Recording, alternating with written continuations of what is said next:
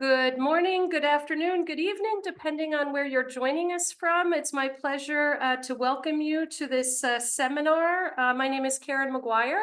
I oversee the OECD's Local Employment and Economic Development Program here at the OECD. This is part of a series of global inspirations and local innovation series done in collaboration with the United States Department of State. We're pleased to have you join us, and don't hesitate in the chat function to let us know where you're joining from. Don't hesitate to use that function to share. We have quite a list of really interesting speakers. So we're going to start the event with some opening remarks from Ambassador Nina Heshigian, who is the Special Representative for City and State Diplomacy of the U.S. Department of State. We'll also have a panel moderated by Nathan Ole, who is President and CEO of the International Economic Development Council. We have a panel of international speakers, Mary Barzac, who oversees Impact and Heritage of Paris 2024 here in France, who's very, very busy, as you can imagine. We also have Marisol Schultz, Director General for the Guadalajara International Book Fair in Mexico. Chris Lau of International Markets Lead of the West Midlands Growth Company in Birmingham in the United Kingdom. And we also have Erica Shamali from Music and Entertainment Division of the Economic Development Department of the City of Austin in the US. And we will also be joined, of course, by Christina Gay of the Department of Commerce in their Travel and Tourism office. So what I want to do is start this webinar by introducing the Honorable Ambassador Nina Heshigian in order for her to give some opening remarks for this event. Ambassador, the floor is yours. Thank you so much. And thank you, Karen, and your fantastic team for organizing this terrific event. I'm delighted to be here. I've now heard about all the panelists, so I'm the least expert among you, so I'm going to keep my remarks relatively brief. Let me just quickly introduce my role. For those of you who may not be familiar with it, it's still relatively new, but I'm the first special representative for city and state diplomacy, and I have built a team, a wonderful team at the State Department called the Subnational Diplomacy Unit. And I really, these are the kinds of exchanges that we really look forward to when we are speaking with our mayors and local leaders, learning from them, and spreading their best practices. This is part of the Biden administration's focus on a foreign policy for all Americans, or a foreign policy for the middle class. We know that global challenges are now local, and that local leaders have great innovation and knowledge as they work on the front lines of issues from climate change to fentanyl, to public health, water scarcity. And we are here to connect the dots between those experiences and the same set of issues that we're working on at the State Department. There's also, of course, incredible opportunity in engaging internationally as a local leader.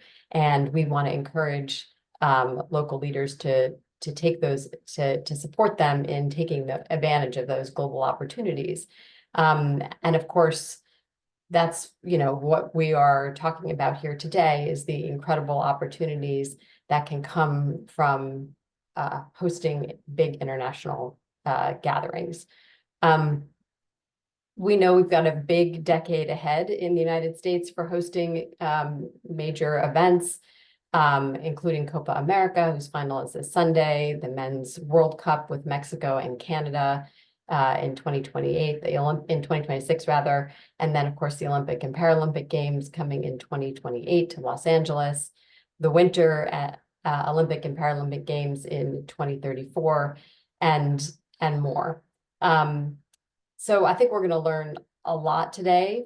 We're going to learn as the Paris events go on, we're going to be learning a lot from how they do it. The Guadalajara International Book Fair is an incredible event that I haven't yet to attend, but want to. South by Southwest, the Birmingham Commonwealth Games and Festival, and from the perspective of the U.S. Tourism and Trade Office as well. So, of course, all of these events happen in cities, typically. And so the host is an essential part of making them work. And there's a lot of logistics and an incredible amount of services that go into doing that well. But there's international aspects to it too, because you're inviting visitors from all over the world. So a lot of coordination goes into hosting these events, and the State Department is involved. We were involved in the two unsuccessful bids, unfortunately, in 2023 and 2027 to hold the World Expo in Minnesota. But we work closely with our local governments to support them in doing that. I was recently speaking to the governor of Indiana and heard about his experiences with the Indy 500, and he is welcoming a huge number of international delegations to go to the Indy 500. And his mission is to take Indiana to the world and the world to Indiana. So he definitely has the framework of, beyond the actual event, how can we connect our local place to the global world? So we continue to work with the host cities and make sure that they have what they need from us. But I think the way to think about it is, you've got this one event which doesn't last very long. What are the community engagement, legacy development, the human rights, the international, the environment, safety, and other critical frameworks that need to be in place and that can come from it? The way I thought about it when I was in Los Angeles is, and every game and every event is set up differently. There's the host city sort of decides who is going to be doing the logistics part, who's going to be doing the community engagement part, et cetera. But you have this opportunity when the entire world is focused in a place, or at least a good chunks of the world is focused in a place, to then introduce that place and to ensure that all the activity ends up being beneficial to the people who live there year round and who live there for their whole lives and for generations. If that part isn't right, then at the end of the day, I would say the event is not living up to its full potential. So I think that's really where the potential lies, is in having community engagement and having the spirit of your city lifted and shown to the world, but that those benefits last. And that's not easy, because there's always trade-offs between the exigency of the logistics and making sure that the buses are on time and the trains are running, and there's safety and all that. There's only so much time and money that there is for these events. So it's a trade-off between thinking about those things and thinking about how is the community going to benefit. But in order for it to be really considered successful by constituents, they have to be involved and they have to see the benefit for themselves. And sometimes that takes a little extra work, especially if it's parts of communities that are not haven't been traditionally involved in events. I think the London Games were a great example of that. So I'm really looking forward to hearing the terrific panelists, and I'm really excited to be a little piece of the big events in the United States that are to come in this next decade. So thank you all very much. Thank you so much, Ambassador. We really appreciate those remarks. And I know that you know firsthand what it's like also at the city level as well, and trying to think about these international events. And I know we've got in the US a big decade of sport coming up, even beyond into 2034. So, and I think a lot of the messages that you gave resonate in some of the OECD guidance. And you mentioned the World Expo bids, and I just remind everybody that those of us in the OECD calling in from Paris, the 1889 World's Fair brought us the Eiffel Tower. So you can really see some lasting heritage from global events as a result of these activities. So I think what we'll go now, I'm just going to give a little brief overview of a policy brief that we developed for today's webinar.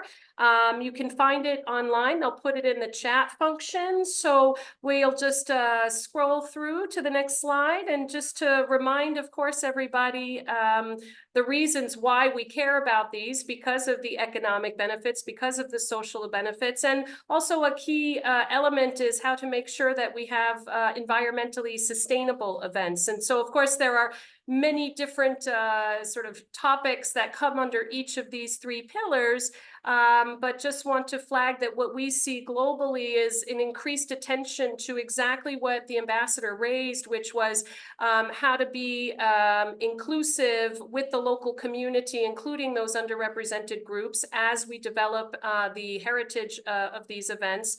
And also, of course, lots of advances and even research and innovation in order to produce more environmentally sustainable events. And of course, there's a lot of work on urban development and infrastructure and a number of different areas, of course, that we try to capitalize on for these events.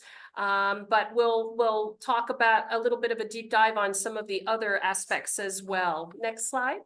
So what we want to do is just highlight that, of course, why is the OECD, this international organization, providing, data, policy guidance, and standards for national and subnational governments? Why are we looking at this? Well, it's because in our work on local development, it was coming up in many of our different studies. And so we elevated this importance to a recommendation at the level of the OECD more generally, in order to provide that high level guidance on how to bring those long-lasting local benefits of these global events. And there are implementation toolkits and new guides on how to measure that impact, and including the fact that the International Olympic Committee is actually asking all of its future hosts to now adopt these indicators. They know Paris has already been active in trying to incorporate those. Next slide.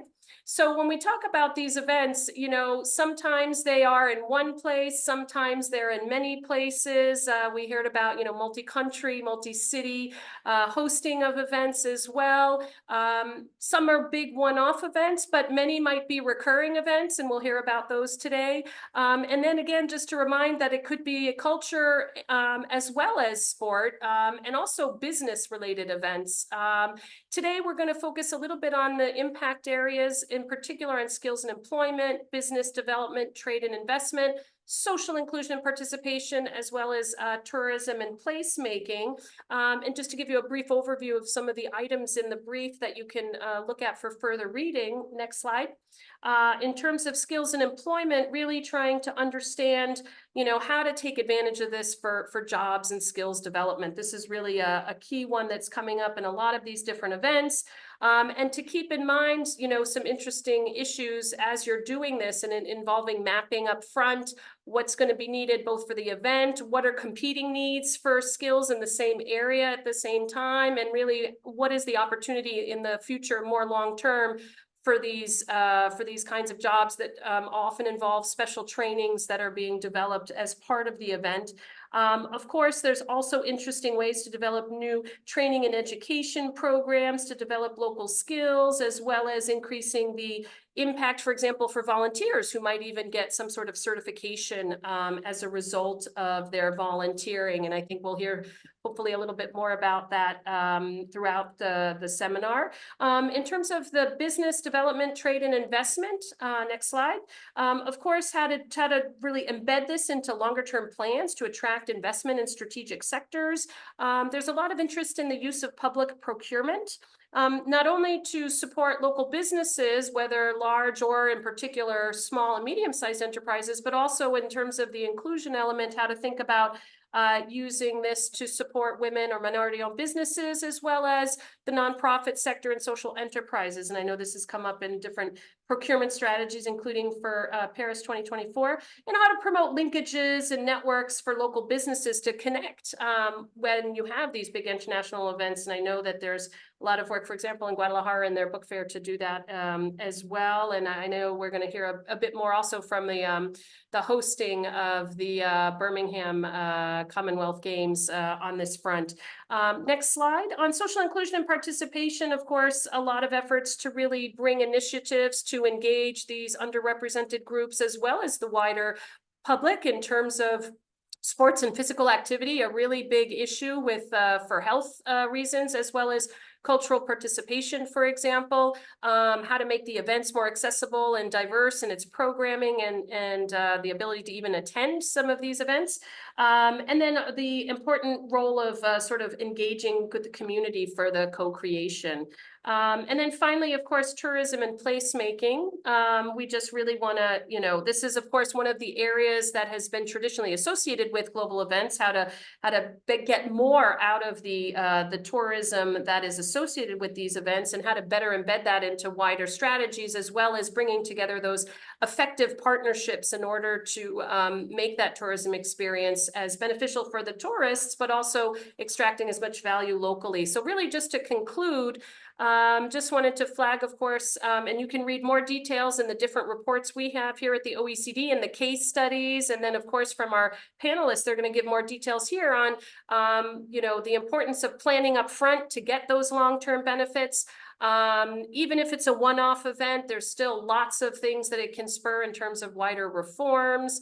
There's an opportunity to really bring in these recurring events into wider development strategies. And this is not only in big cities, but even many more rural areas that have regular festivals, for example. This can be a very important local development tool. And then, of course, in order to sort of check that what we're doing is achieving our goals, then we, of course, are looking to develop upfront this sort of theory of change of what you're trying to impact, and then trying to do the backward mapping on how to set the right goals in order to then track progress. So I'm going to stop here because it's important to get to the panelists. And so, again, you can check out the different materials, but I'd like to pass the floor now to Nathan Ole, who is from the International Economic Development Council, a longtime partner of the work here of the local development team. And it's great to welcome you, Nathan, and I'll let you now moderate some of our exciting panels. Thank you so much, Karen. It's great to be with all of you. And thank you to the ambassador for spending time with us today as well. It's a fantastic conversation that we're going to have. I'm Nathan Ole. I'm the president and CEO of the International Economic Development Council. We're the world's largest association for economic developers, representing individuals and organizations across the world in driving economic prosperity in their place. We're really excited for today's conversation. We're actually going to host two different panel conversations today, one with an international focus and a second that is a little bit more US-centric, focused on the impact that these events have, these global events, whether it's around sports and culture or history or even business events that are happening, and how it drives opportunity in those places. We've got great panel discussions today. I want to encourage everyone who's on with us today to submit questions. We will have time at the end for any of the panelists across the two panels to answer those questions. So please feel free to submit those questions and we'll make sure we tee them up at the end. We're going to go through each of these panel presentations. Each panelist will have a chance to give a quick presentation and then another follow-up question from me. And then we will finalize both those panels and open it up for Q&A from the audience. So please be on the lookout for potential questions that you might have for our panelists. Our first panel today is a tremendous group of folks representing the international community. First and foremost, Marie Barsac, the Executive Director of Impact and Legacy for Paris 2024. Marie obviously has a lot on her plate right now and in the coming month. Marisol Schultz, the Director General of the Guadalajara International Book Fair in Mexico, and Chris Lau, the International Markets Lead for West Midlands Growth Company in Birmingham, UK. Marie, I want to hand the discussion to you to start, and really appreciate all of you being with us today. Yes, Ambassador, ladies and gentlemen, thank you very much for your invitation. It's a great honor for me to speak in front of you today, just a few days before the Olympic Games, 15 days to be exact. We can't wait for the celebration and the competitions to start, as you imagine. Let me share with you some pictures to share with you our excitement. If you can pass the slides very quickly, it's some pictures of what we're going to do in 15 days.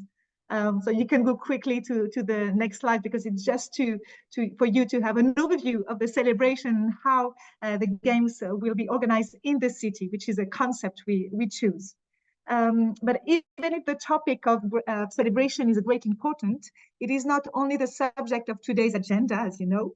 I am here to talk about another topic of great importance to us, is the local impact of the Olympic and Paralympic Games of Paris 2024. What benefits can the largest sports event in the world have on a local level? How did we work to maximize that impact? And to answer those questions, I will present you our strategy. You have it on the screen, and its main results and the lesson also we learned from that strategy. I hope that can be useful to you. And as I know, the United States will have the great honor to host big events in the next few years. So we at Paris 2024 like to say that sport changes lives, that sport can bring solution to all the challenges our societies are facing today.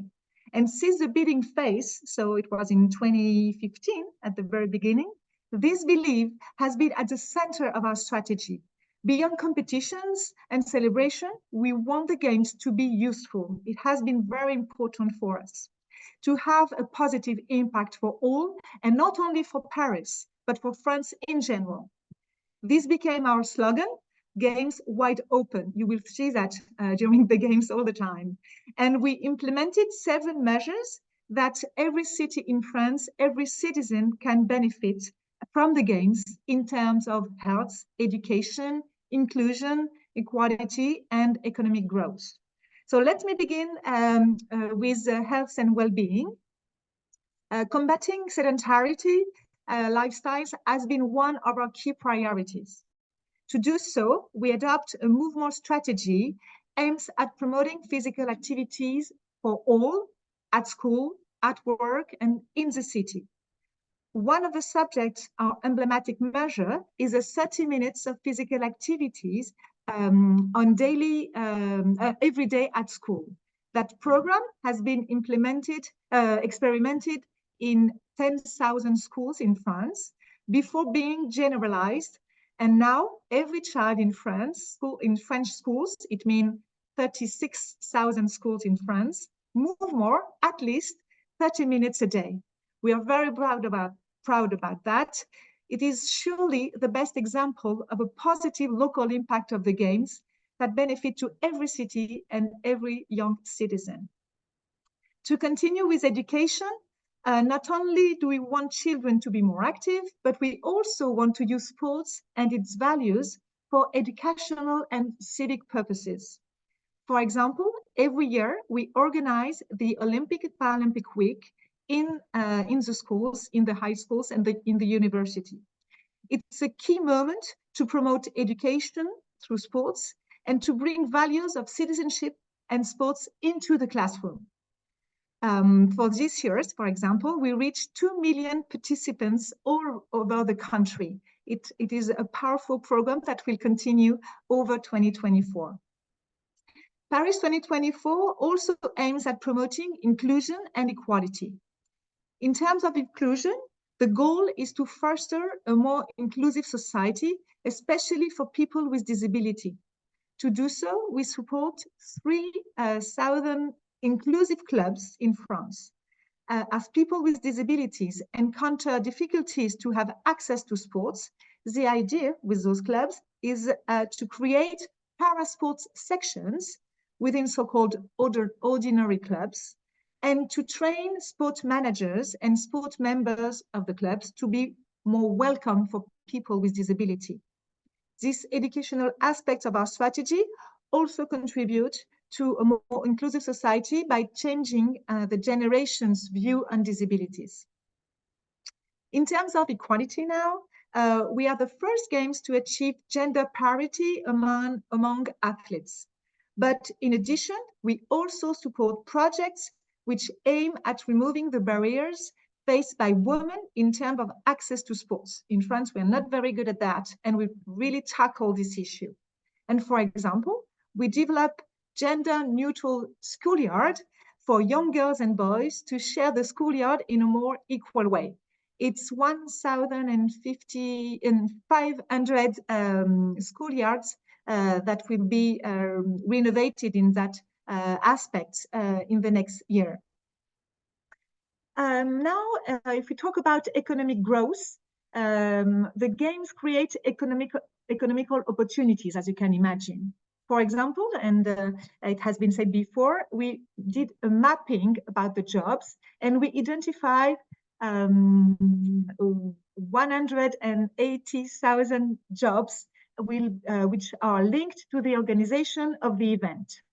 And we want to be sure that everyone in France can benefit from those opportunities so that can really make an impact. In this respect, we placed a great emphasis on integrating people who are far away from the labor market in France.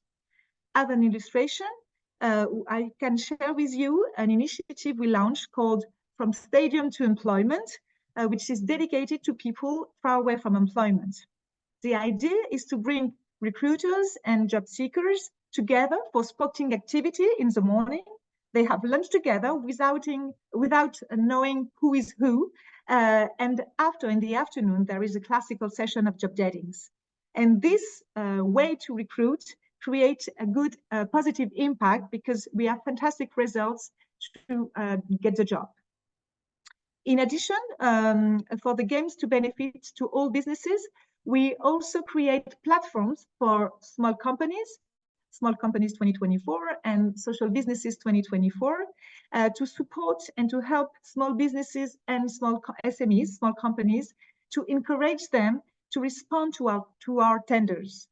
As a result, more than 500 social businesses won those tenders, and also 80% of our tenders were won by SMEs. So this also creates a very concrete local impact for those companies and for the employment, local employment in those areas. We also paid particular attention to one of the disadvantaged territory in France, the department of Seine-Saint-Denis. It is an area very close to Paris, and this department has one of the highest poverty and unemployment rate in France. And we really wanted the Games to have a positive local impact for the population of this area. And we place it at the heart of our strategy with one example: 80% of the public investment for the Games benefit to this area. Last but not least, I would like to present our endowment fund, which served all these objectives. Created in 2019, this fund supports projects which use sports to achieve a social and environmental impact. Today, more than 1,300 projects are financed by these funds and benefits to more than 4.5 million beneficiaries for a total of 50 million euros. So again, this fund has a positive and local impact all around France, and specifically in host territories, because the municipalities, the public authorities of the host cities put some money on these funds to be sure that they will have a better impact in host cities. I will stop there with my examples, but let me just finish by sharing with you some lessons we learned, and that I think it can be useful to bear in mind when organizing next events. I think my main advice for you is to be ambitious. Major global events can have a positive impact, but to unleash this potential, you have to dream big, you have to be innovative. It's very important. The second priority for me is to anticipate. You have to design your strategy very early in the process. Again, it is very key to have some results before the organization of the event, to showcase when the event is arriving what you have done. This is very important. The third lesson we learn is that you cannot do it alone. You have to unite, bring together all stakeholders, public actors, but also sports movement, local authorities, civil societies, private companies. This work must be done all together to maximize the impact. It is not always easy, but it's very powerful. And finally, we place also a great emphasis on monitoring and on evaluating our actions. Again, it is key. This was essential for two reasons. The first reason, because that helps us to monitor and to adjust our programs. And the second reason it is very important today to communicate and support our results with strong, reliable evidence. It is not only us to say that it's a positive impact today, it's researchers, experts that are saying that because they deliver some impact studies and some research on that. The final, of course, recommendation for me is to say you should be aware about the recommendation of OECD. It has been very, very useful for them, and the collaboration with the OECD team has been a fantastic help for us. So for me, it was a great pleasure to present to you my strategy. And of course, I hope it will be a source of inspiration for you, for your next events. And I hope to see you during the games in the next days. Thank you. Marie, thank you very much. What a fantastic presentation. And obviously really appreciate you being here 15 days before the games start. I in particular love the integration of a focus on jobs for all and small business engagement in this process, alongside things like promoting an inclusive society and supporting social impact. All three of those things combined and coming together is a unique aspect to how you all have thought about the impact of the games, not just locally, but in the region itself. Would you talk a little bit more, that last piece about evaluation? How are you actually measuring and evaluating the impact of Paris 2024? We create at the very beginning a database.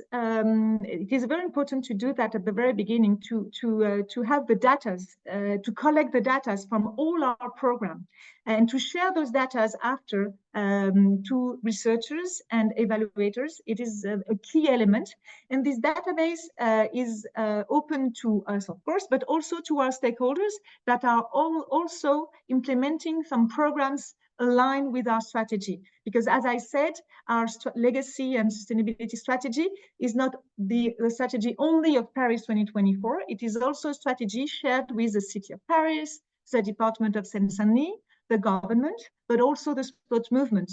So all the actions that we launch around this strategy is linked to this database. And this database today is the materials that we are using to make some evaluation. We already made some case studies on different emblematic programs. 30 minutes of physical activity, for example. We have a dedicated evaluation made to showcase that this program is working. The kids are more active, they are more concentrated in class, and it has been very useful to convince the Ministry of Education to generalize that measure. So when I said just before that you need to anticipate, it is very key because you need time to launch experimentation, to adjust, and to evaluate, and after to convince stakeholders to continue those programs after you.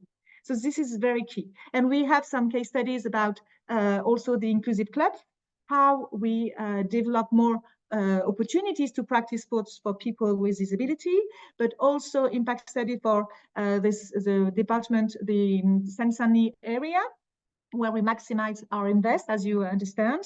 And also impact studies about the impact on the moving more strategy for women on the schoolyard. Again, for the schoolyard, we begin with only 100 schools. And because we made that evaluation, which has been very positive, the kids are more active and girls and boys together, we managed to convince the government to finance 1,500 schoolyards from now to 2025. So this is very, very important. And you need to secure money. When we defined our strategy, it was in 2019, January 2019.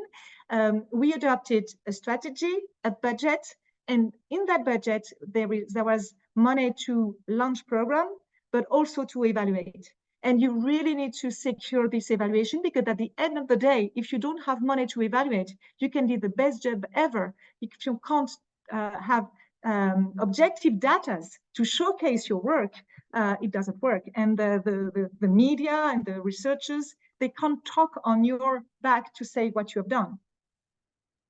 Thank you so much, Marie. This has been incredible to have you with us. I hope you stay on. I know there were a number of questions that were posted in the Q&A, so we'll get to that at the end of the presentation. Pleasure. Next, I'd like to invite Maricel Schultz, the Director General of the Guadalajara International Book Fair in Mexico, to join us for a quick presentation. Maricel? Hello, thank you. Very nice to meet all of you. And I'll talk about the Guadalajara International Book Fair, which has been running for 30 years right now, this year. And it was created by the University of Guadalajara, the second largest city in Mexico. And the main goal is not only business, but also it's a cultural festival with literature as the main role. And well, for 38 years, we run the book fair. Next slide, please. I'll show some pictures as I'm talking. For 38 years, we have been running this book fair, which now has become the most important book fair in the Spanish language market, that's for sure. And some key statistics that I have here. Last year, we have more than 800,000 visitors. We have people coming as publishers from 51 countries. It's a very international book fair. More than 70,000 book professionals. When I mean book professionals, I could say not only publishers, editors, librarians, agents, etc., also illustrators, but people that are related to the book industry. It's a very important part of us that we have 3,000 press journalists. I mean, not only media, but 3,000 journalists coming from all over the world. Also, I mean, of course, many of them are more from the Spanish-speaking world, but from all over the world. Every year we have 800 authors in many languages, not only in Spanish, but in many languages. And of course, we have translators in every session that is not in Spanish. And a part that is very important for us is that we have a place called Fil Niños, Fil Children. Fil is the short name of our book fair, International Book Fair. It's Fil Guadalajara.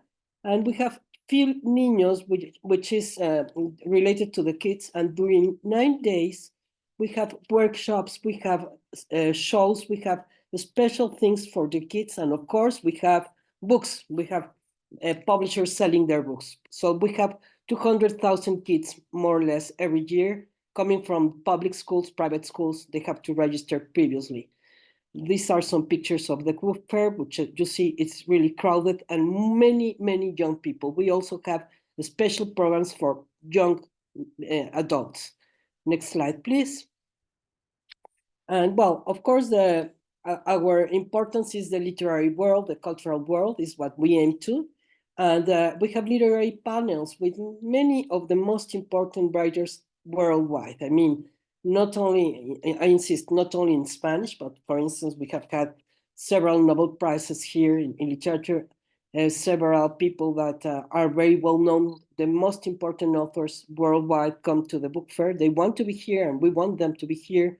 So we work with anticipation, as Marie was saying, we work with a lot of anticipation because as you should know, the agenda of those very well-known writers is really, I mean, very difficult, very complicated.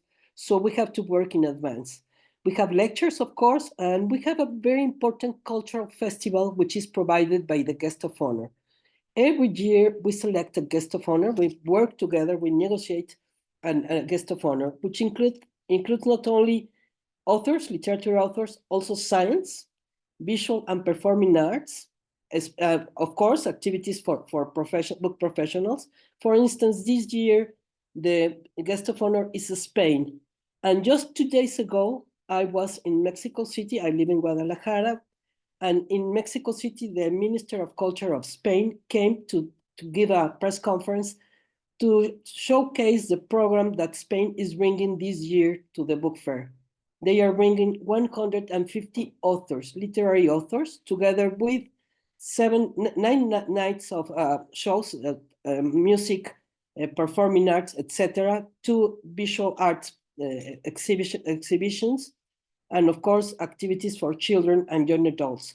So that was the program, the announcing of the program of Spain 2 days ago. For us, it's very important. We also have a gastronomic festival. We have food festival inside the book fair as well.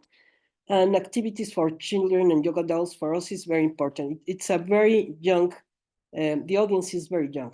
The next slide, please. Okay, so we have we work together with the city, of course. We work together not only with the local authorities, but also with the federal authorities.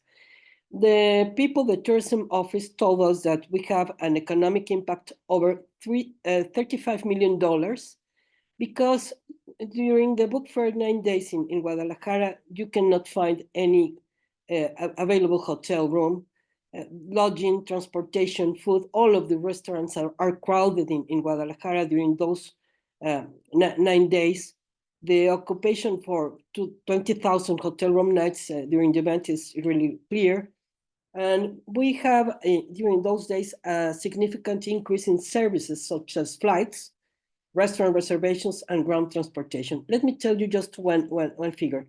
Every year, not this year that Spain is our guest of honor, but every year we have the visit of more than 400 publishers from Spain. Spain, the main goal for the Spanish publishing world is Guadalajara. So just for Spain, we have 400 visitors every year. And that generates more than 10,000 temporary jobs, not only in logistics, security, transportation services, food services, volunteers, whatever. I mean, you can name it. It's a really very important event. So it spreads across the city. Next slide, please. Okay, so there are long-term benefits, of course, not only for the publishing industry, which is very important. We work together. We have an agreement with the Mexican Publishing Chamber. Of course, we work together with them. We work together with the International Publishers Association. This year, their congress, the main congress, is going to take place during our book fair. And we enhance the Spanish-speaking world book market because many people come here to buy rights for books, to buy rights for translation. So there's an expansion in book publishing, not only in Mexico, but also the whole Latin American countries and Spain.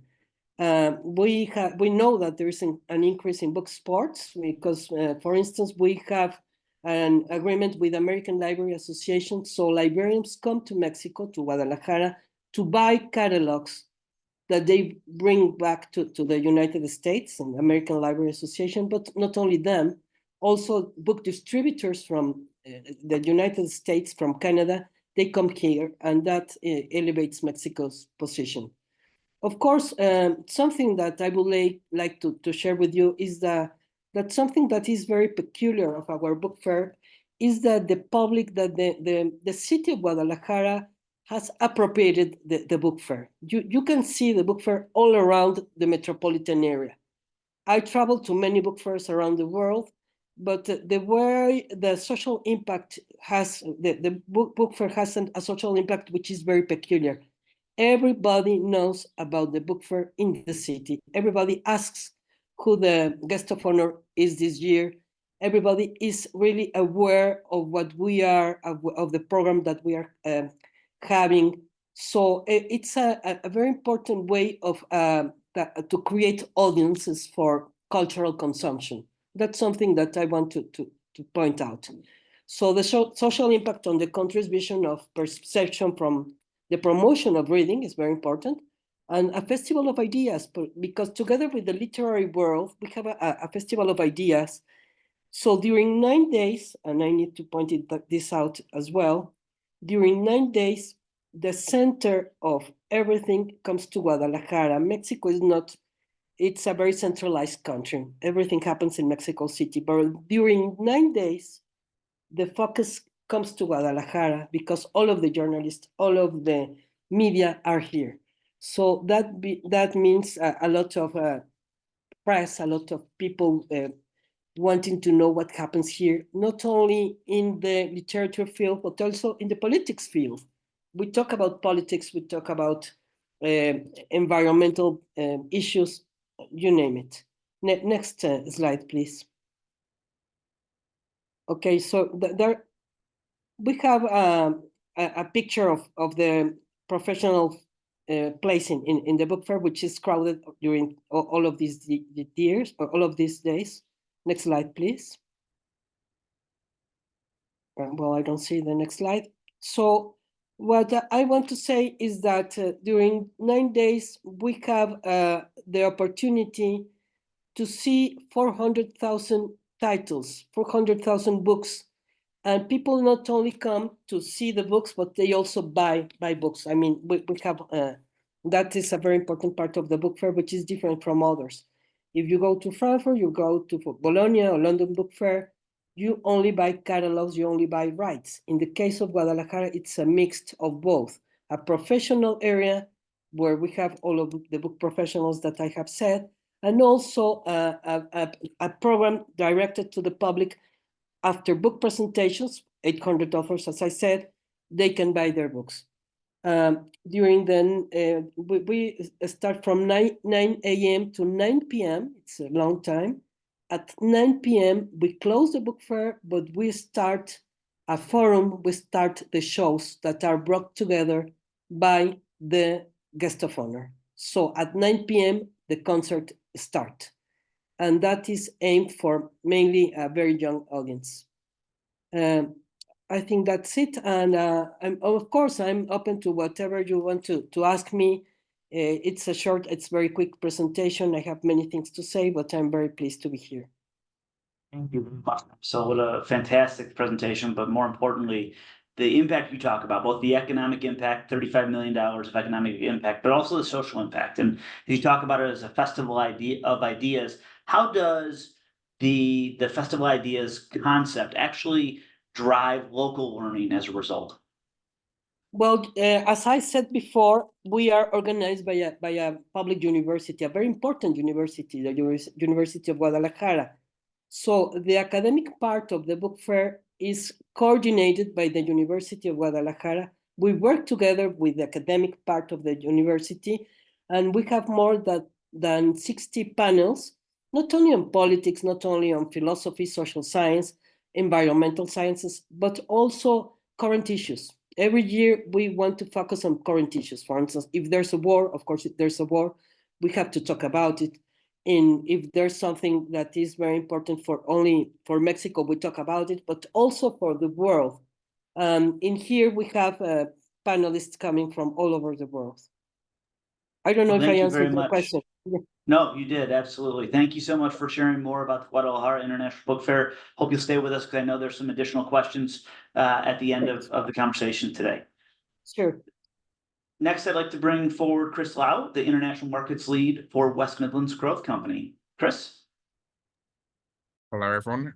Well, firstly, thank you to OECD for the invitation to speak, and hello, everyone. If I can move on to the next slide, please. Next slide, please. Yes.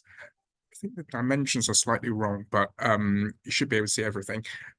So I don't know if you're aware of the Commonwealth Games. It is the third most watched multi-sport event after Olympics and probably after the World Cup. For us, when we hosted it in 2022, it was the largest multi-sporting event we held in England since 2012. A record event. We sold over 1.5 million tickets. We had over 800 TV views globally around the world. It was also a couple of firsts for us in terms of Commonwealth Games. The Paralympics program was embedded, running in parallel with the usual sporting events, so we don't separate the athletes, disabled athletes from a separate program. It was also the first time where we incorporated an esports element, which fascinatingly actually had a higher view count than certain bits of the main program as well. There was also great attempts, great ambitions in terms of being the first net zero game. But more importantly, it was actually highly profitable, I think, from a return investment perspective, where government put in £700 million into it. And we, in terms of legacy impact, we measured over 1.2 billion return. Next slide, please. But what I'm really here to talk to you about is what we call the Business and Tourism Program. So at the onset of Birmingham picking up the games, originally we weren't the host city. We picked it up in short notice that we were going to host this games. We were very keen to ensure we had an economic legacy for the region, in particular making an impact on trade, investment, and tourism. So what we did was we corralled support from across the region, but also across government. It's a term which we don't necessarily use with the new government that has just come in, but what we call the levelling up agenda. Normally, sort of million pound sporting events is run, or a large part of it is decided by a government department in London. This time around, it wasn't. It was still paid for by the Department for Digital, Culture, Media and Sports Department, who were the sponsoring department, but we had a local accountable body, which is our West Midlands Combined Authority, headed up by our mayor. The actual organisers of the games was between the Commonwealth Sports Federation and Birmingham City itself, who organised the games itself. While in terms of delivery on the business and tourism programme, it's the three bodies you see at the bottom. So Department for International Trade, now called Department for Business and Trade, they were the delivery for the national trade investment elements. Visit Britain, on the international tourism element.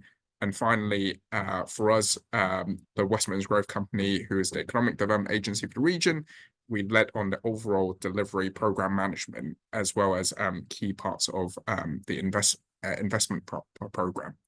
Next slide, please. So in a nutshell, what is that about?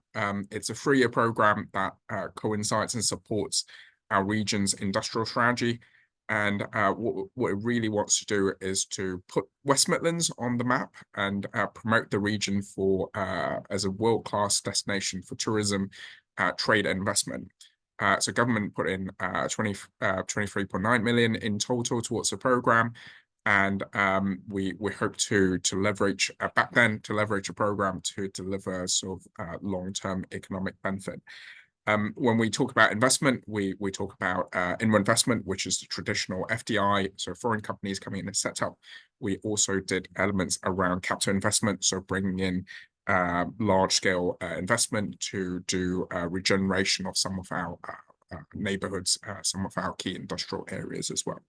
But we also use the games to create positive perceptions of the UK and the West Midlands, and also boost some of our exports as well. The key sectors we looked at from a trade investment perspective, we focused on our region strength. So we're known for being the automotive capital of the UK. So we obviously capitalize on that in promoting our future mobility sector. We also talked about our modern business services, which included banking and professional services. We had also strengths in digital, data-driven healthcare and life sciences, also in creative technologies.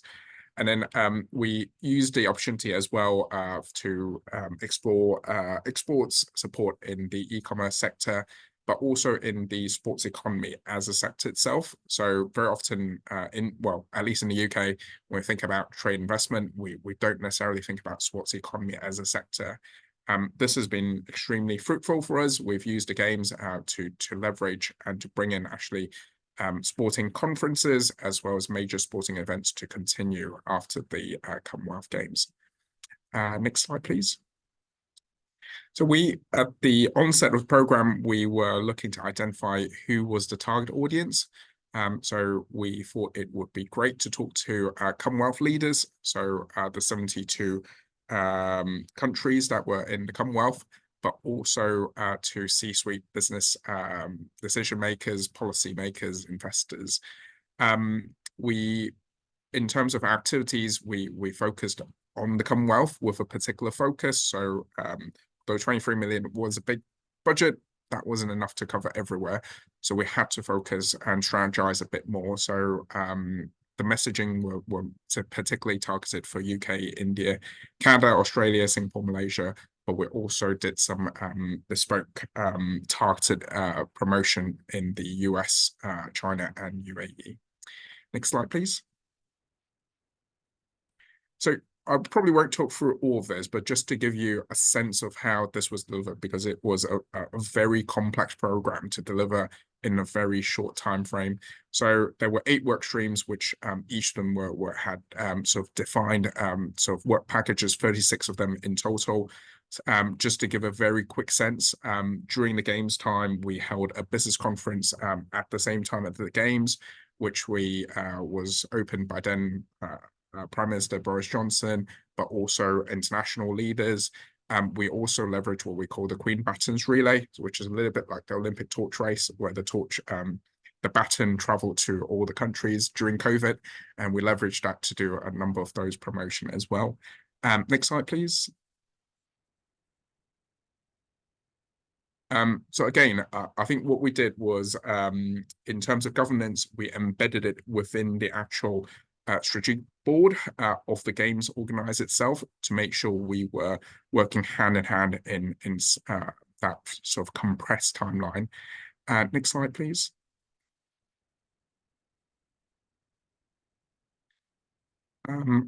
Probably just aware of time, I might skip to the next slide if that's okay. Next slide, please. Yeah. So when we're designing this economic legacy program, we were very keen to ensure it met sort of 4 core objectives. We want to make sure what we were doing had to be inclusive, it had to be resilient, and it diversified the local economy. We were also very keen to ensure there was a permanent improvement of the regional profile and reputation. We also looked, when designing a program, it had to be cross-sector and cross-region. So just for your awareness, that West Midlands actually has 3 cities. So Birmingham is the regional capital, but also we had to ensure there were benefits for associated employment and economic benefits for Coventry and Wolverhampton as well. And obviously, a big focus on the games had been on the net zero ambitions. Next slide, please. I might skip this as well. If we can go to the slide, yes, please. So some things, again, just to give you a taste of what I've talked about. Aside from inward investment, we were also very keen to promote the wider region about the perception change. So we talked a lot about our quality of life opportunity, and that was quite unique, whereas very often when we were hosting these events, or in the UK in the past, we've just kept on banging the drum about the economic strengths, and that actually, I think, had a huge impact in terms of perception change. Next slide. And I think the final one is just to give you a sense of what we've managed to achieve. If you focus on the right-hand side, post-COVID, global FDI has been challenging. I think, including for the UK, I think some of the growth has slowed down, or even for this financial year, I think it has gone backwards. But if you can see on the bottom table, we have defined sort of the general trend. Our inward investment, both in projects and job numbers, have really gone up significantly, leveraging on the halo effect of the games. We have significant investment coming from around the world, but particularly from some of the Commonwealth nations. So India, Singapore, Malaysia, Canada have featured extremely strongly in our successes over the last few years. And what is also quite important is you kind of the map you see. There's a real diversification of what the investment comes from, but not just in central Birmingham, but quite diverse successes led across the entire region, spreading the jobs and economic benefits long term. Just a word of time, I'll probably stop there, but I'm very happy to answer any questions you may have. Thank you so much, Chris. What I really appreciate about the approach you all took was the asset-based approach, focus on key sectors that are on a pretty diverse set of opportunities that might be driven through the Commonwealth Games. How do you plan to keep the momentum of the Commonwealth Games going and obviously continue to drive investment in the area? Absolutely. So I think the first one is we want to host more sporting events. So next year we'll be hosting the World Cup of Kabaddi. So that's happening in Wolverhampton. We has a very strong sporting legacy. Apologies, the lights just went off. We have Edgbaston, which is hosts the sort of premier cricket events. So we're continuing to do that. From a program legacy perspective, what is quite fascinating is actually this is one of the only major sporting events which managed to be delivered under budget. We saved about 70 million pounds on the delivery. And what was then used is that 70 million is redeployed on legacy.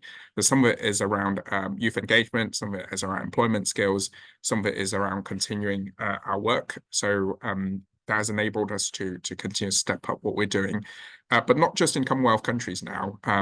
We're doing a lot, particularly in US, very keen to build relationships and continue to build on that success. Excellent. Well, thank you very much, Chris, and hope you'll stay with us. I know there's some questions that were generated during your presentation as well. We're going to transition now. We've heard obviously examples in Mexico and France and England, and we're going to transition to a US-centric conversation for the next two speakers. So I'd like to introduce Erica Shamley, the Music and Entertainment Division Manager for Economic Development Department in the city of Austin. Erica. Hello, everyone. Thank you for having me. Again, Erica Shamley with the City of Austin Music and Entertainment Division. So Austin has, is a great example of how a city can leverage events to its advantage around economic development. Next slide, please. It kind of all did start with South by Southwest, and South by started in 1987 just because of how many music venues we had available concentrated in one spot. So the local publishers of the Austin Chronicle said this is a great opportunity to start, playing music and curating these great shows. And so that's exactly what they did, and very quickly became very popular. It was a local event that eventually did grow to attract folks. From 1987 to 1993, you had your first conference programming at the Convention Center. In 94, the Film Festival started. In 96, the Interactive Festival started. Just until this last year, we have 52,000 now hotel rooms that have been booked. We have thousands of people who come into Austin with a huge economic impact. And it's interesting to see the growth of South by Southwest kind of, be a metaphor for the growth of Austin itself. In the 80s, we had two major employers, the University of Texas and the state government. We are the capital of the state of Texas here in the US. And so mostly it was a college town. There wasn't, tech finally started coming in the 80s and in the 90s, but it kind of busted in the 2000s. But right as that was busting from an economic development perspective for corporate business, the South by Southwest started growing exponentially. And it came around the Interactive Festival to attract people from all over the world to start talking about business. And business leaders took notice and started reevaluating how we would look at our economy and how we could grow our economy to be more diverse. And it has certainly worked. And South by was a great partner in that, in terms of attracting great talent, showing off Austin for what it is, and for, frankly, people to have a really good time. And so it was a very attractive location for people for high skilled workers, because in tandem at the same time, incentives were in place. There was more entrepreneurship and investment to bring more business to Austin. And South by was a great annual event to kind of have a think space for all of this and to show off the city and to have a lot of fun with music and with arts. Next slide, please. So now South by has a global expansion. The South by Sydney happened in 2023, and then 2025 we'll have South by Southwest London. And so that's a great example of, in addition to the Austin event, and having that nexus of thought in terms of innovation, technology, music, arts, and people being the most important thing, coming together in a close area to learn from each other and to show off the elements of the city. And so South by Sydney has activations all over its city, just like Austin, with a nexus to bring people together to kind of still have that same vibe that you would have in Austin, South by Southwest.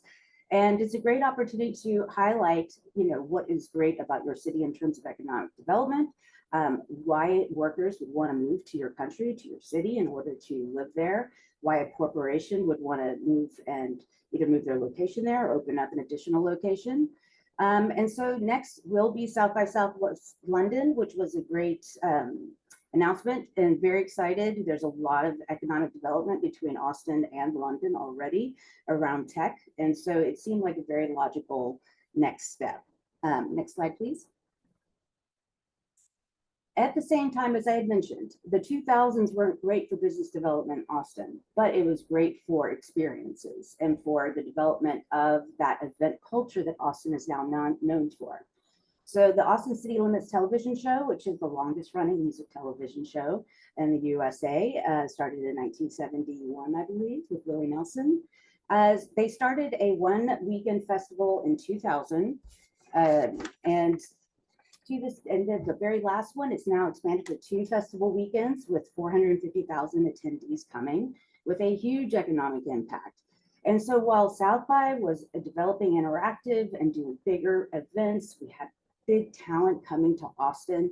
You also had in October now this festival, which has now a $500 million economic impact on the city of Austin. And while this was happening, our venues continued to grow. More and more tours would route into Austin because the infrastructure was there. This city of Austin reacted with these things happening because ACL Festival happens in one of our most beautiful parks here in Austin, Zilker Park. And so you can see that the economic impact that happened because of these events has grown since this is the last 10 years. From about a $200 million economic impact to nearly $500 million economic impact. And as you can see, the way ACL has a huge impact, just like South by Southwest, on our hotel industry and on our creative industry, our venues, our musicians, all of our workers that work within the creative businesses in Austin depend on these events in order to stay in Austin, because it is becoming more unaffordable to live here. And so it's very important to kind of leverage these events so that we can still, support the special sauce, the soul, the thing that makes people want to come to Austin. We've got to be sure that we're preserving that with good economic impact and jobs created through these events. And so while these events were happening, and while the economic development was happening from our business leaders and from Opportunity Austin, it was a great way to show off the city to corporations and to come and bring their workers here, bring their corporations here, open up a space so that, and it has worked. We've doubled our population in the last 20 years. We have diversified our economy to be a tech, business, services, financial services, you name it, while at the same time still growing our events, so that more and more people come. Next slide, please. So that brings me to Formula One. And so Formula One started in 2012 and is now a $1 billion economic impact for the city of Austin every single year, which is huge. It's very important that the state of Texas worked with us to bring those incentives for these larger events so that we could do the investment necessary in order to do Circuit of the Americas track. Also with the Austin FC, this is our first major sports team in Austin. We've depended on the University of Texas to be kind of, our sports, because football is pretty important here in the US, especially college football. And so we've really focused on University of Texas sports. So this is the first time we've had this national team. The city of Austin, owns the land where the now Q2 stadium is sitting. And so we went through a bunch of incentives with the state of Texas and with ourselves to develop the facilities for both of these things, with incentives and with community benefits enshrined, as well as job requirements enshrined, so that we could make these investments, because it can't just be about one type of event. It has to be a diversification of events so that you can have something to do for all the different people that are now living here. And also we're growing. And so we need to see more things across the city, to help us with, to keep people coming. So how did the city react? Because I'm coming at this from a city of Austin perspective, from a city perspective of how did we help South by? How did we help these events grow instead of just saying this is a nuisance? We have more amplified sound, there's more people, there's traffic. We realized early on that the city had to come together and bring all of our departments together in order to make sure we had safe events. South by was happening, it was growing, then we had ACL, F1, and you'll see at the end of this deck how many events that we have annually now. So we had to work hand in hand to be sure that we were safe, that we were getting people in and out of the city, efficiently, that they were enjoying themselves, but at the same time, we had some kind of way to be sure that we were in connection with all the event organizers and with each other to ensure that everything can be taken care of. So this is like a 3-minute video. I don't know where I am on my time, if we have time for it, but you can watch this. I hope that we can share this presentation with everybody. Do we have time?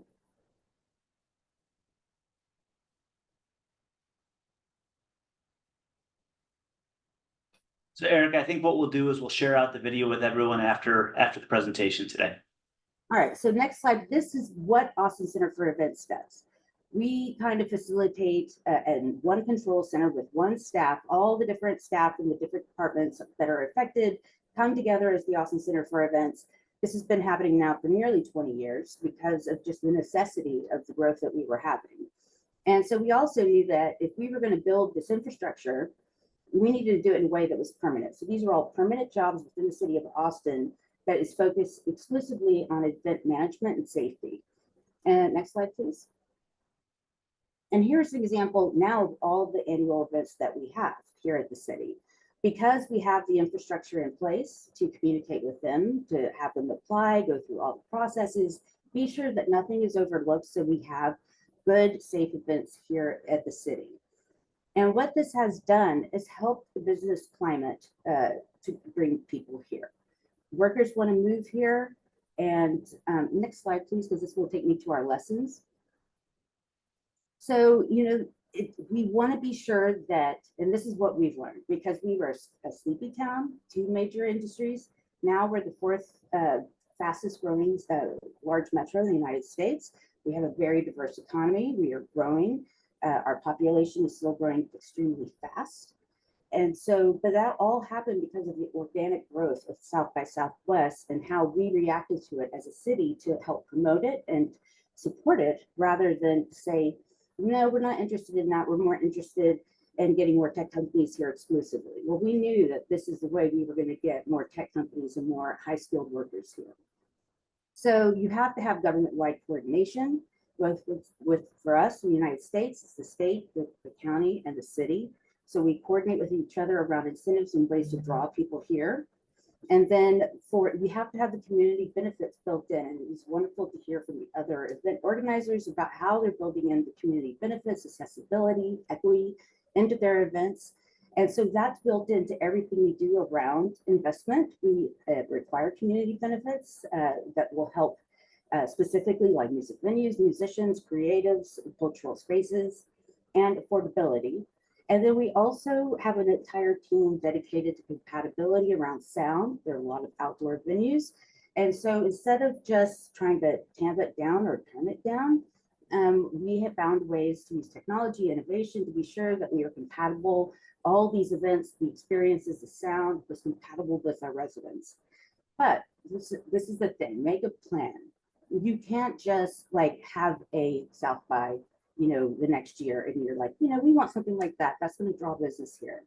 You've got to make a plan, use your organic growth of what your strengths are to start building up these events, and then know that it can lead to affordability, because the more people that move here, the more companies that will come here to grow their business. It has been a huge effect on the affordability of the very creatives that made Austin special and drew so many people here is having a hard time to live here and to afford to live here. So at the city, we are taking all the money that we've earned through the tourism of all these events, and we're putting it back into grants through our hotel occupancy tax. And so we're doing funding programs, we're doing professional development so that we can keep our jobs here, but also for them to earn more revenue in order to be able to afford to live here. So happy to answer any questions. Erica, thank you very much. A great presentation. Obviously, pretty amazing growth from the start of South by. I would love to hear from your perspective. What can the city of Austin in particular take from other international examples that we've heard as you think about growth opportunities around South by and other events that you guys are hosting? Well, we are pretty much at a point where we're embargoed. We can't fit any more events in the city with the infrastructure that we have. The Moody Center just opened with the University of Texas. It's one of our bigger venues now and so we're still, you have to remember, we grew so fast, not only our population, but the industries within Austin, that the infrastructure couldn't keep up. There is no way, I mean, we're a young city. There are no stadiums here. The Q2 Stadium was the first soccer stadium of its kind in our region. And now with the Moody Center, we at least have a 20,000 capacity space that can host both events for sports as well as for music. And then with the Circuit of Americas, with that investment, we can put a lot of people outside, but still the capacity is what it is. The roads are what they are. The public transit is what it is. And so when I'm looking at these other cities and is the next kind of thing that we could look forward to as we're developing Austin FC and soccer is sports. Is what other types of sports events can we do? We have the Austin Marathon, but our infrastructure is just quite not there.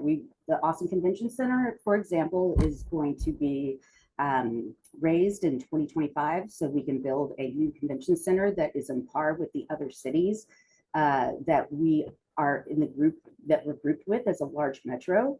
But you'd be surprised from an Austin perspective, it grew so fast. We were a sleepy little town about 30 years ago. But we have this huge economic engine happening now. You saw what our GDP numbers were there.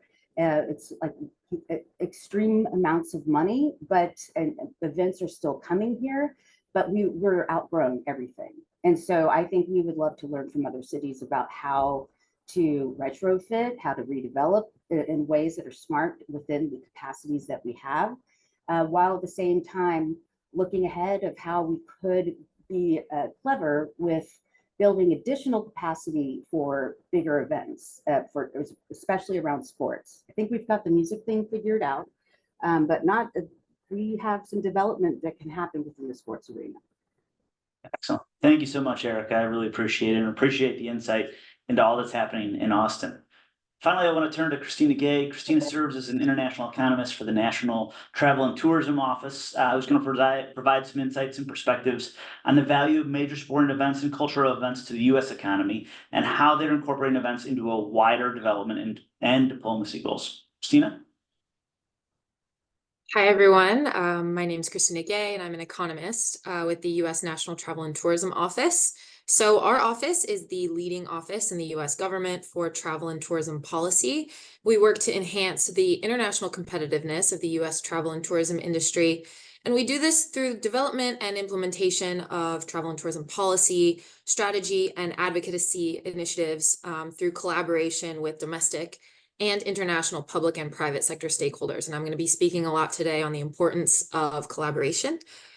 We also represent U.S. travel and tourism priorities in important international intergovernmental organizations such as the OECD Tourism Committee, APEX Tourism Working Group, and the G20 and the G7. So I'm excited to speak on leveraging these international events from a national perspective. And we've discussed quite a bit the importance of planning. This is our 2022 National Travel and Tourism Strategy. It is a 5-year document that sets the goal to increase travel and tourism to the United States, but then to ensure that travel and tourism is sustainable, inclusive, accessible, and that it benefits local communities. And this is the framework and the lens through which we plan everything, including leveraging these large-scale events, sporting events, but also music festivals, conferences, all of the above. The strategy follows a 4-point approach to help reduce the industry's carbon footprint, facilitate safe and secure travel, and bolster travel and tourism in underserved and underrepresented communities across the country. So we aim to both promote the United States as a premier travel destination, including broadening marketing efforts to encourage visitation to underserved and underrepresented communities, to facilitate safe and efficient travel to and within the United States and its territories, to ensure diverse and accessible tourism experiences, and to foster resilient and sustainable travel and tourism. And you can see how we prioritize not only promotion, but sustainability, accessibility, and inclusion throughout this document. As Ambassador Hashigan mentioned, the US is hosting several large international sporting events in the coming years. Some people have called it the mega decade of sporting events in the United States. This includes the 2026 FIFA World Cup, the 2028 Olympic and Summer Games, Winter and Summer Games, 2 Rugby World Cups, and we're currently, finishing up hosting Copa America. We have World Pride coming to Washington, D.C. in 2025, and lots of annual music festivals that are hosted every year in the United States. So the strategy includes actions to leverage these large-scale events to not only promote the United States as a travel destination, but then to make sure destinations and local communities benefit from the economic development that can come from these events. So this includes moving travel and tourism beyond gateways of major destinations. So making sure some of those lesser visited communities can also benefit from the tourism that comes from these games, ensuring small and medium tourism businesses also benefit from events, and then working to ensure that infrastructure projects that we build in the preparation of these events benefit the host communities after the games or the event has finished. Next slide, please. So we implement this work through collaboration and partnerships that we view are essential to making this happen. And this includes both across the government, with the private sector, and then with local communities. So first, preparing for the next decade of sports in the United States. The White House is currently leading a process to coordinate across the government on preparing for the World Cup and the Olympics.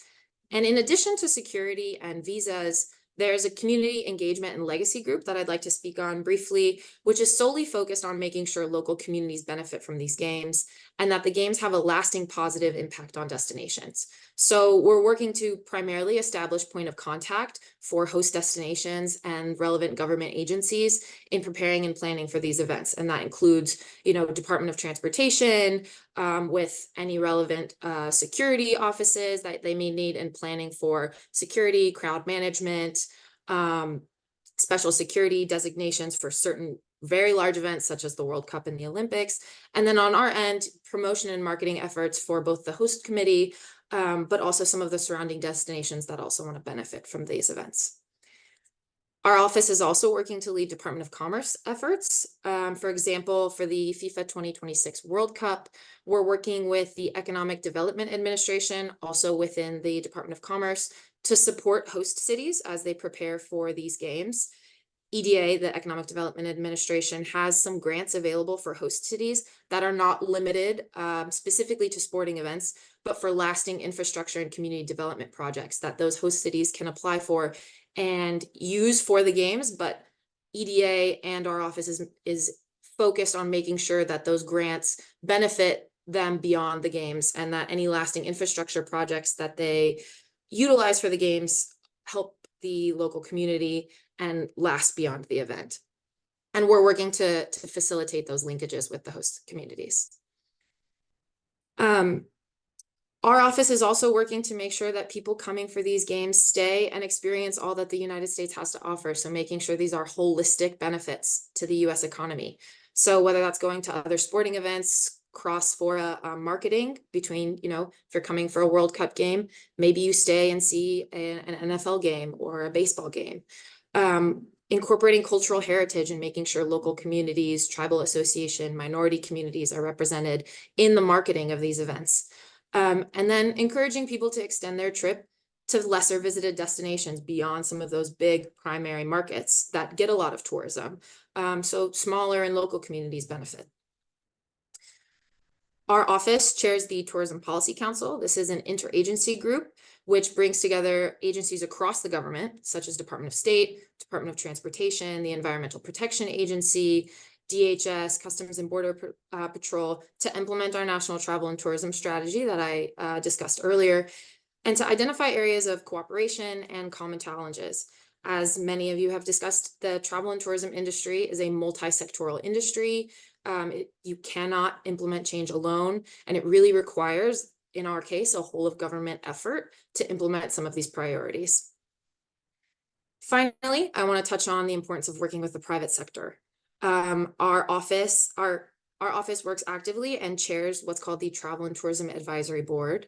It is our private sector body that includes 32 CEOs and industry leaders from across the travel and tourism industry to provide recommendations to the Secretary of Commerce across a range of current travel and tourism topics. For example, earlier this year, the Travel and Tourism Advisory Board provided recommendations to support the U.S. as a premier destination for international sporting events. And some of their overarching recommendations underscored the importance of collaboration. They recommended collaborating with state, local, and tribal communities in the bidding process for international sporting events, to include investing in infrastructure to ensure transportation, accommodation, public facility, visa and entry processes, and local businesses are prepared to handle the influx of visitors. So that importance of collaboration way in the pre-planning of these events. And then collaborating with community stakeholders and prioritizing community outreach and communication to ensure that members of the community are engaged in as early as the bidding process, but in getting excited for the events, in the planning of the events. And so they're included both in the planning and then can reap the economic benefits. Overall, I wanted to underscore, I don't want to talk too much, but the importance of stakeholder engagement and working across governments and then with the private sector is essential to our work. Final slide. Thank you for giving me the opportunity today to speak on some of the things our office is working on, how we work to ensure travel and tourism for these events is a driver for economic development that is inclusive, sustainable, and accessible. And then my contact information is attached. Thank you so much, Christine. I really appreciate the presentation, the work that you guys are doing collectively. I do want to make sure we leave a couple of minutes for questions. I know some of the presenters are actually in the Q&A live responding to some of those questions, but a couple of the questions that kind of cut across multiple angles focused on sustainable jobs as a result of these types of events. I want to open the floor to any of our presenters who might want to talk about how they think about the sustainability of jobs that are being created by these events, by these opportunities, and how do you build that not just across your community and region, but in a sustainable long-term fashion?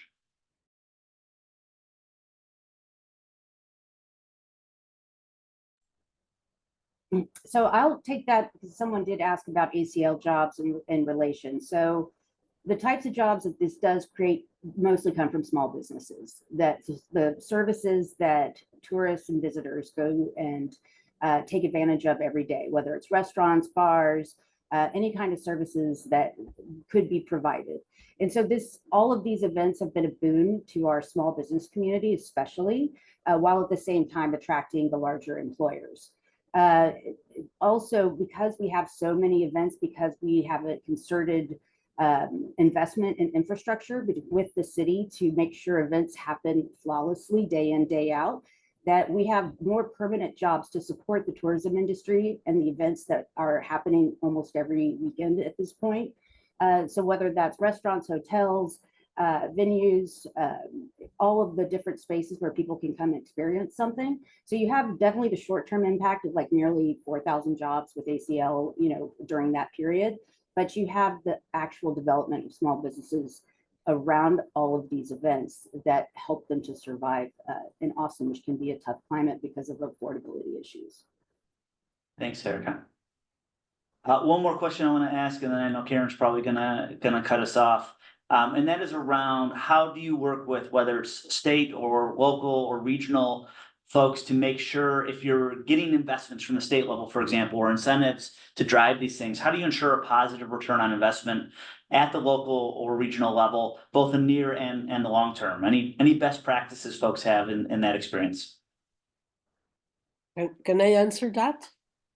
Please do. Okay. Yeah, we work together with local governments. Guadalajara is a metropolitan area composed by several cities. So we work with those cities, not only the city of Guadalajara, but also Zapopan, Tlacomulco, but some others. And they support us in different ways, sometimes in an economic way, but they are also aware of the economic impact of our book fair. which is the most important event in the year for this metropolitan area. So of course they support us in different ways. Together with that, we work with the state of Jalisco, where Guadalajara is located, and sometimes with the federal government. When I say sometimes, is because it depends on the politics. It depends on the kind of government that we have. The last government, which is almost finishing, we didn't have any kind of support. But I'm glad to say that our book fair is self-sufficient in financial terms. So even though it's very important for us to have some support, because that means we can bring more authors or more programs, literary programs, we don't depend on that. But we work together with them. And of course, it depends on the politics. Thank you so much, Marisol. I want to thank all of our presenters today for sharing with us what they're working on, the great results that we see. And I want to thank OECD for hosting this important conversation. IDC is a long-term partner of OECD and all the work that's happening. And obviously the economic impacts that are resulting from these events have great opportunity and impact in the localities, the regions that they're being placed in. So thank you everyone for your participation. I want to hand it back to Karen. Thank you so much, Nathan. As we can see from the questions, there were actually many, many more that colleagues have, and even requests for personal emails of our different panelists. So I think it's really a great start to a continued conversation on how to make the most of these global events. And I hope that you're able to download some of the different materials, the examples from the case studies. And then I know, Paris 2024 and others are going to be having other reports online. We'll actually be doing a report on the international lessons from the Paris Olympic and Paralympic Games that will come out later next year. And don't hesitate to get in touch with the OECD as well for discussing these kinds of things, because we'd be pleased to direct you to, of course, different international information that could be relevant for you. So we'll also get out some more information next year looking at this event, this recommendation on global events and local development, and so that you can learn more about how we've been taking stock over the last few years of the different good practices that you can adopt in implementing them. So thanks again also, of course, to Ambassador Heshigian and the U.S. State Department for partnering on this series as well. And we look forward to sharing the next set of series in this, the next webinar in this series with you. And if you would like to share this event, because not everyone could log in today, we'll also be having it online so that you can share it with your colleagues as well who might be interested in hearing all of the great examples that our panelists shared. So thanks again to all of our panelists who shared their really interesting and meaningful experiences that give a lot of really great material for folks who are thinking about how they can capitalize on their one-time or recurring events for local development that has economic, social, positive impacts, as well as tools for mitigating potential problems with environmental impacts. And I think a lot of the events here are thinking about how to do that as well and can give inspiring examples. So wish you all well, wherever time zone you're joining in at, and look forward to seeing you at a future local development forum webinar. Thanks again.